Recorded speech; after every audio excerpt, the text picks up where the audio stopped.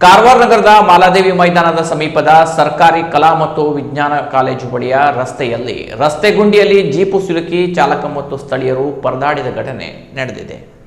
ನಗರದಲ್ಲಿ ಪೈಪ್ಲೈನ್ ಅಳವಡಿಕೆ ಕಾಮಗಾರಿಗಾಗಿ ಕೆಲ ತಿಂಗಳುಗಳ ಹಿಂದೆ ಉತ್ತಮ ಸ್ಥಿತಿಯಲ್ಲಿದ್ದ ರಸ್ತೆಯನ್ನು ಗುತ್ತಿಗೆದಾರರು ಅಗೆದಿದ್ದರು. ಕಾಮಗಾರಿ ನಡೆದಾಗಲೇ ಅದು ಅವೈಜ್ಞಾನಿಕವಾಗಿ ನಡೆಯುತ್ತಿದೆ ಎಂದು ಸಾರ್ವಜನಿಕರು ವಿರೋಧ ವ್ಯಕ್ತಪಡಿಸಿ ಮಳೆಗಾಲದಲ್ಲಿ ರಸ್ತೆ ಕುಸಿಯುವ ಸಾಧ್ಯತೆ ಇದೆ ಎಂದು ಎಚ್ಚರಿಸಿದರು. ಮಳೆ ಆರಂಭವಾದ ಬಳಿಕ ರಸ್ತೆಯ ಒಂದು ಭಾಗ ಕುಸಿದು ದೊಡ್ಡ ಗುಂಡಿ ನಿರ್ಮಾಣವಾಗಿತ್ತು.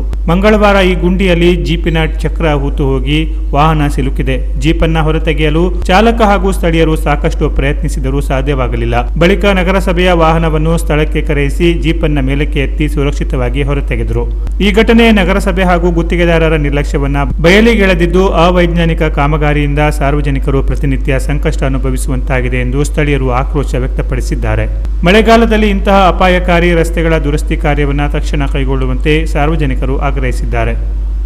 Canara plus news, Karwar.